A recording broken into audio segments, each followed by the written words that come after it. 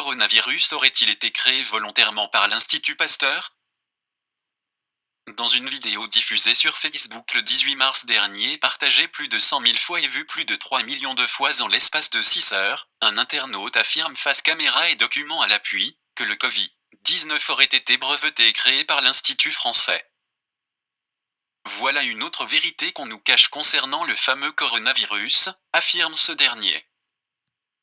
Faux. Et pour cause, le concerné présente en fait un brevet déposé effectivement par l'Institut Pasteur en 2004, mais pour un autre type de coronavirus.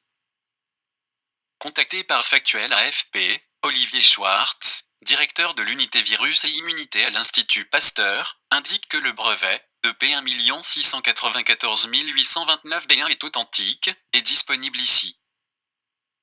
Celui-ci indique également que le virus concerné par ce brevet est différent que celui qui a été détecté en Chine en décembre dernier.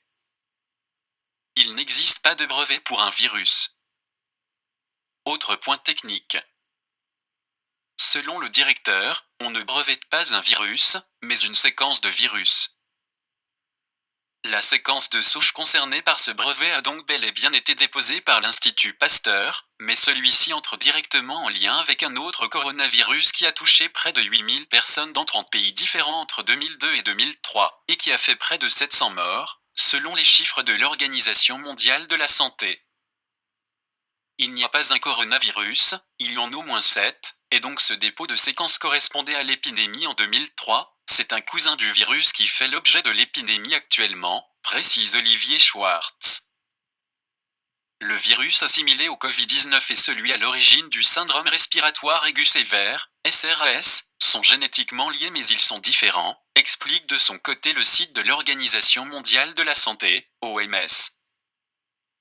Entre le SRAS et le nouveau coronavirus, il a 80% de similitude au niveau de sa séquence avec le virus de 2003, ajoute le directeur de l'unité virus et immunité de l'Institut Pasteur. Des différences à tel point importantes que les vaccins testés en 2004 contre ces maladies ne peuvent être utilisés face au Covid-19. D'autre part, un point essentiel.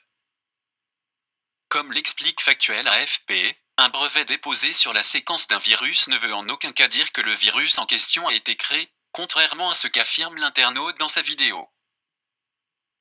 En pratique, le brevet est une déclaration d'invention, selon les termes de Vincent Henouf, directeur adjoint du Centre national de référence, CNR, des virus des infections respiratoires de l'Institut Pasteur, joint par l'AFP.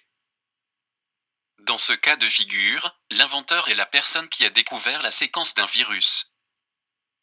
Il s'agit alors de breveter cette séquence de virus pour pouvoir mettre au point des tests diagnostiques et des candidats vaccins, avance Olivier Schwartz. Du côté de l'Institut Pasteur, son rôle est d'étudier les virus émergents pour créer des traitements et des vaccins. En 2004, la structure avait alors breveté le code génétique d'un virus isolé au Vietnam à l'époque de l'épidémie de SRAS, explique Olivier Schwartz. À l'époque, les équipes de l'Institut Pasteur se sont mobilisées en proposant plusieurs stratégies vaccinales, dont un candidat vaccin basé sur la plateforme rougeole. Le vaccin rougeole peut être recombiné et utilisé comme un véhicule pour induire une réponse immunitaire contre d'autres agents pathogènes, ici SARS-CoV-1, avance de son côté l'Institut Pasteur dans un démenti publié sur son site le 18 mars.